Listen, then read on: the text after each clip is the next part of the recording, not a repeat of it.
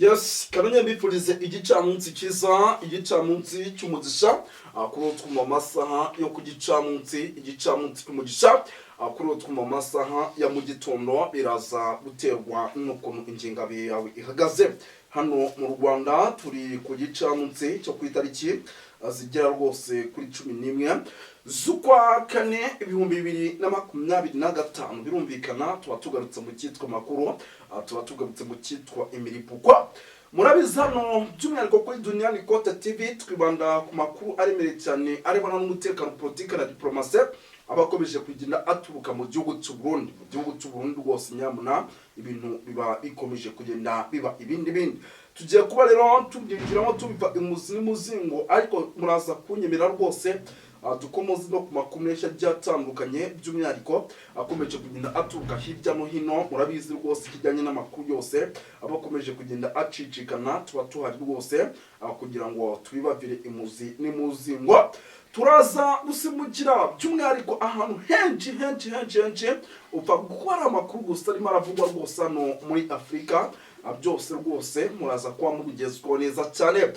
Mbere na mbere rero murabizi tugiye gutangira duhera ku bantu b'i Burundi dusuza cyane abantu bari muri komine Munanira, abantu bari muri komine Mujejuru, abantu bari muri komine Kinazi, abantu bari muri komine Kinigi, abantu bari muri komine muri Korende Atongo, abantu bari mu makuru nagiye atandukanye turabasuje cyane kandi twikwe ku mutima. Ariko kandi rwose tukanasuza rwose abantu badukurikira bari mu bice bya za Cibitoki, Gitega, Bujumbura, Kirundo ndetse n'andi hose agiye hatandukanye. Mu gihugu cy'u Rwanda ntabwo twabibagirwa, Kigali mu Rwanda mumize mute, turabasuje cyane. Ariko kandi turabasuza cyane Kenya, Tanzania, Uganda, Malawi, South Africa, turabasuza cyane. Abari muri diaspora turabasuza, babari Canada, babari Amerika, babari Ububiligi, Ubufaransa, babari United Kingdom, turabasuza cyane nabo tubikweye ku mutima. Birumvikana rero ni amakuru muri ano masaha arebana n'umutekano, politiki na diplomasi tugiye kuba tugarukamo. Icyitwa CNDD FDD mwabantu b'Imana mwe yakomeje kugenda icikamo ibice mu buryo navuga ko budasanzwe, ndetse isaha ku isaha uku kugenda icikamo ibicece bishobora no kuza gutuma igihugu cy'u Burundi gihura n'akaga gakomeye cyane. Ndango izo ziri zimwe mu ngingo tugiye kuba rwose twinjiramo tuva imuzingo. Turaza gusimbukira ahitwa i Bujumbura. Iki gihugu noneho cyamaze kukameza ku rwego rwo hejuru, cyamaze kukameza mu buryo budasanzwe, cyamaze kukameza noneho akigaragaza ko noneho kiraza gukora deployment zemereye by'umwihariko hano muri Uvira, urwego kugira ngo M23 itaza kugira gutya ikaba yakuramo uyu mujyi ndere, dore yuko rero nayo ari byo irimo iragenda igaragaza by'umwihariko bishobora kuza gukoraho iyi CNDD FDD cyangwa se bishobora kuza gukoraho igihugu cy'u Burundi. Turaza gusimbukira amakuru menshi atandukanye nk'ayitwa hano muri Korine ya Munanira hari abaturage babiri rwose muri iki gitondo cyakeye rwose bigeze gusangwa bishwe, ariko akaba ari amakuru amaze kutugeraho mu kanya. Ngira ngo harimo haravugwa amakuru yuko aba baba barimo baricwa n'imbonakure. Ibi nabyo rwose turaza kuba tuyikomozo, ariko kandi rwose tubiva imuzi n'imuzingo. Turaza gusimbukira mu bice bigiye bitandukanye tugere tuba updatinga. Uwitwa General Neva ari mu kaga gakomeye, ngira ngo ibi turaza kubyinjiramo. Turaza kugaruka kuri aba babunyoni bamaze kugaragaza yuko noneho ibintu bitari boroye habe nama, ndetse bagomba gukora ibishoboka byose icyitwa umutekano ukongera kugaruka mu bice bigiye bitandukanye. Gatanu kuri kagenzi kako rero wowe utari wakora subscribe hano kuri Duniani Kote TV, ndagusaba kugira ngo ukore subscribe by'umwihariko kugira ngo ibintu rwose bijye bigenda neza mu buryo mwese cyangwa ubundi. Gusa icyo nakurarikira rwose amakuru menshi muri ano masaha y'igicamunsi yo turayazanye, kuko bundi tugiye kuvuga n'ipfunyapfunyi bwakira bugacya. Munyemere rero tusimbuke by'umwihariko dusimbukire hano i Bujumbura, ari naho duhera ku kijyanye na CNDD FDD. Rwose ubona yuko ibintu byamaze kuba rwose bigenda biba ibindi. Aha ndabona hari inkuru turi bucemo rwose, ni inkuru nayo ndeba rwose neza. Hano imbere Perezida Paul Kagame yaganiriye byabaye ku itariki 9 nibwo yaganiriye n'umujyanama mukuru wa Trump cyangwa se umujyanama mukuru wa Trump, umwe mu bayoboye Leta Zunze Ubumwe za Amerika. Ngira ngo nabyo twaza kubibaciramo gato mukamenya ese bimeze bite.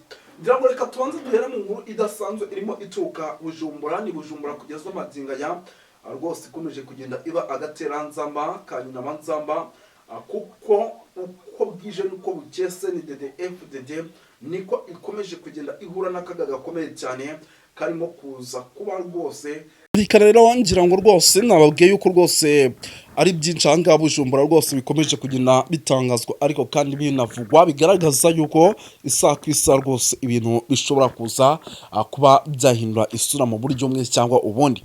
No kuvuga ngo hagati aho ni FDD ikomeje kugenda igaragaza yuko isa ku isa ishobora gusenyuka. Impamvu nkubwira yuko FDD ishobora gusenyuka ni birimo biragaragara by'aba bariviriyondi kuri yo, aba banda kugarika aba bagabo ba General Prime Niyongabo ndetse n'abandi bagabo bagiye batandukanye, by'umwihariko bakomeje kugenda bagaragaza yuko ibintu bitifashe neza ku ishyaka ririho. By'umwihariko ibyo babivuga bashingiye kuri General Neva cyangwa se Evariste Ndayishimiye. Ibyo byose rero bikaba ari bimwe mu bikomeje kugenda bigaragaza yuko by'umwihariko iki gice rwose hashobora kubaho gusenyuka gukomeye ku gihugu by'umwihariko cy'u Burundi.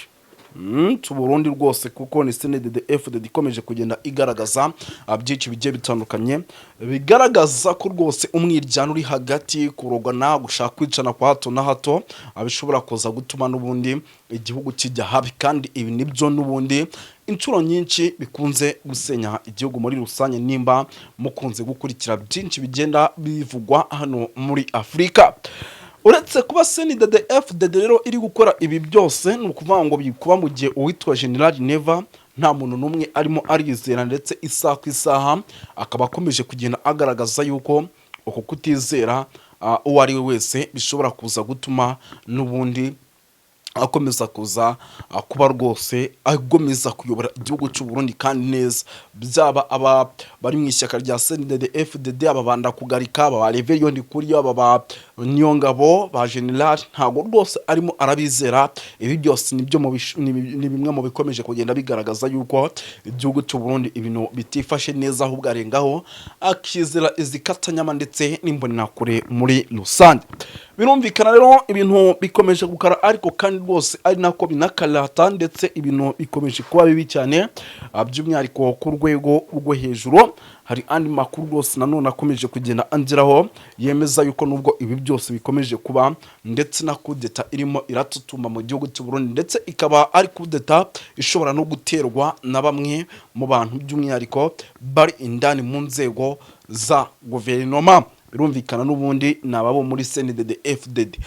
Birumvikana yuko rero igihugu cy'u Burundi situation ari hatari, ndetse hagati indani muri cyo kumvikana ko kudahari habe namba.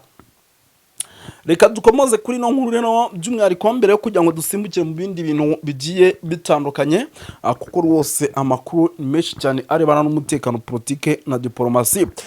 Perezida w'u Rwanda abinyujije ku rubuga rwa X yatangaje ko umukuru w'igihugu Bowarasi ndetse n'intumwa yariyoboye abagiranye ibiganiro bitanga umusaruro ku mikoranire igamije ku mahoro arambye mu karere k'ibiyaga bigari na gahunda zo kongera ishoramari rya Leta Zunze Ubumwe za Amerika mu nzego z'ingenzi ku bukungu mu Rwanda no mu karere muri rusange. Umujyanama rero wa Trump mu kiganiro yahaye itangazamakuru yavuze ko we na Perezida Paul Kagame baganiriye ku mikoranire ya bugufi mu rugendo rugamije amahoro n'umutekano n'ubufatanye hagati y'ibihugu byombi, ndetse hakaba hari n'ubushake bwo kugira ngo amahoro agaruke mu bice bigiye bitandukanye. Ati dushyigikiye umutekano n'ubusigire bw'igihugu byose biri mu karere. Hari sosiyete nyinshi rero z'abanyamerika zashoye imari mu Rwanda. Guverinoma y'u Rwanda rero ifite icyerekezo cyo kuba imbere y'ubukungu, kandi ifite abaturage biteguye gushyigikira icyo cyerekezo. Yakomeje rero agira ati twiteguye gukorana n'u Rwanda kugira ngo iyo ntego igerweho. Ni nayo mpamvu gushakira ikibazo amakimbirane muri Repubulika ya Demokarasi ya Kongo ari ingenzi cyane cyane kugira ngo bizatume amahirwe y'akarere atababyazwa umusaruro atangire gukoreshwa. Uyu mugabo rero yanasobanuye ko mu biganiro yagiranye na perezida yasanze ashyigikiye icyo cyerekezo cyo kugira ngo amahoro aboneke. Yanavuze ko kandi Leta Zunze Ubumwe za Amerika zishyigikiye amahoro aboneka mu karere kandi aricyo Perezida Trump yiyemeje ku buyobozi bwe. Ati turashaka kubona amahoro arambye mu karere. Perezida Trump kandi ni perezida ushaka amahoro, ashyigikiye amahoro. Niyo mpamvu turi hano, niyo mpamvu ndi hano. Yagize ati rero Trump arashaka aya makimbirane ko arangira vuba, yumve neza ko abaturage babayeho bihagije by'umwihariko muri aya makimbirane amaze imyaka irenga 30. Igihe rero kirageze ngo amahoro aboneke. Uyu mugabo rero yahuye na Perezida Kagame nyuma yo guhura na Perezida Tshisekedi Antoine wa Repubulika Iharanira Demokarasi ya Kongo, William Ruto wa Kenya ndetse na Yoweri Kaguta Museveni wa Uganda. Rumvikana yuko rero yari amaze rwose iminsi azenguruka muri rusange, naho ku butaka bwa Repubulika Iharanira Demokarasi ya Kongo, Joseph Kabila yagize icya yaba agiye kuza Igoma kwihuza na M23. Aya ni amakuru arimo akomeza kugenda atangazwa n'ibitangazamakuru birimo radiyo mpuzamahanga y'Abafaransa. Inyandiko ya Kabila avuga ko azataha mu minsi iri imbere kuko igihugu gifite cyifashe nabi mu rwego rw'umutekano no mu zindi nzego zose z'ubuzima bw'igihugu kugira ngo afashe gusubiza ibintu ku murongo. Kabila rero yavuze ko azanasubira muri Repubulika ya Demokarasi ya Kongo, azahera mu burasirazuba bw'iki gihugu ahakomeje kubera intambara y'ingabo za Repubulika ya Demokarasi ya Kongo n'umutwe wa M23. Amakuru kandi avuga ko uyu mugabo wayoboye Repubulika ya Demokarasi ya Kongo imyaka 18 na Moise Nyarugabo bigeze kwa Vice Perezida wa Repubulika ya Demokarasi ya Kongo mu gihe cy'ubutegetsi bwe, babaye bateganya kwiyunga n'ihuriro rya AFC cyangwa Alliance Fleuve Congo ibarizwamo umutwe wa M23. Ni amakuru rero yemejwe n'abarimo Olivier Kamitatu wahoze ari minisitiri muri leta ya Kinshasa, akaba ari umuvugizi umunyapolitike wa Moise Katumbi. Mu butumwa rero yanditse ku rubuga rwa X Mitatu yagize ati guhitamo kwa Joseph Kabila kujya mu burasirazuba bwa Repubulika ya Demokarasi ya Kongo agenzurwa n'inyeshyamba si ikimenyetso gusa, ahubwo ni ukwibutsa ahazaza hacu dusangiye twese. Kabila rero aravugwa muri M23 mu gihe ubutegetsi bwa Perezida Tshisekedi Antoine bwakunze kumushinja kuba umuterankunga mukuru w'uyu mutwe. Ni ibirego ngira ngo twagiye twumva hirya no hino ku isi. Umvikana yuko rero ibintu biba bitoroshye habe namba. Byinshi cyane rero bikomeje kugenda bitangazwa, ariko kandi rwose binavugwa ngira ngo amakuru menshi rwose akomeje kugenda avugwa. Uwitwa rero Isidori Mbayahaga mu gihugu cy'u Burundi rwose, uyu nawe n'umwe mu bapasiteri bakomeje kugenda bakorera mu kwaha kuwitwa General Neva, ndetse akaba akomeje kugenda akorera mu kwaha kwa Perezida Evariste Ndayishimiye. Ibi rero byatumye abanyapolitiki benshi batangira kumwigarika cyane cyane bavuga yuko ashaka kugambana abarimo ba Reverien Ndikuriyo, bakaba batangiye kugenda bahaguruka by'umwihariko bagaragaza yuko ibintu bitari bworohe habe namba. Birumvikana yuko ibintu bikomeje kugenda biba bibi cyane, ariko kandi bifata indi ntera muri rusange.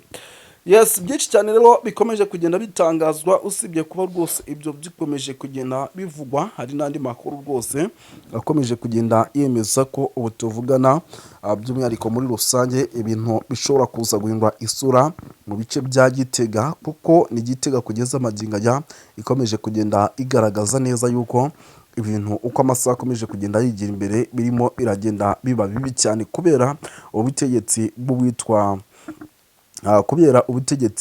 bw'uwitwa Generali Neva bukomeje kugenda bujya habi, ndetse ubugambanyi n'ibindi bintu bigiye bitandukanye bikomeje kugenda bigaragara ku rwego rwo hejuru.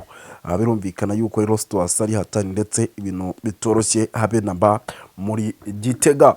Ni byinshi cyane rero bikomeje kugenda bitangazwa, ariko kandi rwose binavugwa mu buryo navuga ko budasanzwe, kuko amakuru arebana n'umutekano, politiki na diplomasi ni menshi cyane. Abona rwose ibintu bitoroshye Gitega, na n'ubu rwose ibintu biracyakomeje kugenda bizamba muri rusange mu bice bigiye bitandukanye.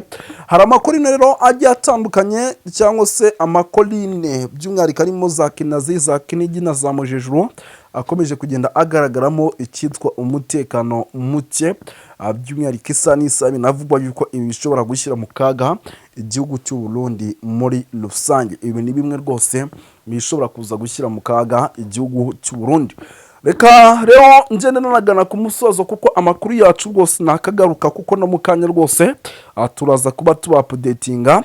Mbabwire nti rwose yari Moses wanyu nk'ibisanzwe, byinshi cyane turi bukomeze kugenda tubakurikiranira isaha ku isaha. Reka tubashimire, murakoze cyane.